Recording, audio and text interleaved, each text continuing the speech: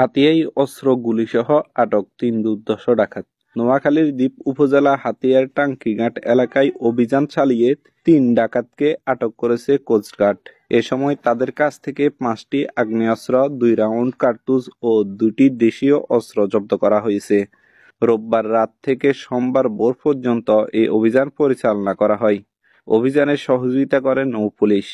আটককৃতরা হলেন হাতিয়া উপজেলার হর্নি ইউনিয়নের টাঙ্কিরঘাট এলাকার ডাকাত আব্দুর রব প্রকাশ, রব বাহিনীর সদস্য মোস্তফা, মিরাজ ও সবুজ।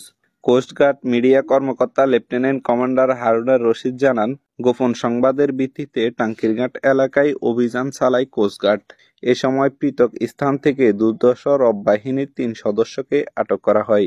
পরে রবের বাড়িতে তল্লাশি চালিয়ে উদ্ধার করা হয় অস্ত্র ও গুলি। তিনি আরও জানান, রব বাহিনীর দীর্ঘদিন ধরে বিভিন্ন ব্যবসায়ী মহল, সমুদ্রগামী বোটের কাছ থেকে প্রশাসনের নাম ভাঙিয়ে চাঁদা সংগ্রহ, ডাকাতি, জমি দখল ও বিভিন্ন অপকর্মসহ অবৈধ উপায়ে মাছঘাট পরিচালনা করে আসছিল। আইনানুগ ব্যবস্থা গ্রহণ করতে ডাকাতদের হাতিয়া থানায় হস্তান্তর করা হয়েছে। টাঙ্কিরঘাট এলাকার বাসিন্দা।